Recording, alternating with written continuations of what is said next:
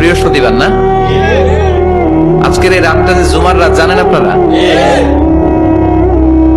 আমরা বাংলাদেশে মনে করি জুমার দিন শেষে যে রাতটা, ওইটা মনে হয় জুমার রাত। আসলে ওইটা শনিবারের রাত। ইয়াউমুস সাবত, ইয়াউমুস সাবত, ইয়াউমুল আহাদ, ইয়াউমুল ইসনাইন, ইয়াউমুল সুলাসা, ইয়াউমুল আরবিআ, ইয়াউমুল খামিস, ইয়াউমুল জুমআ।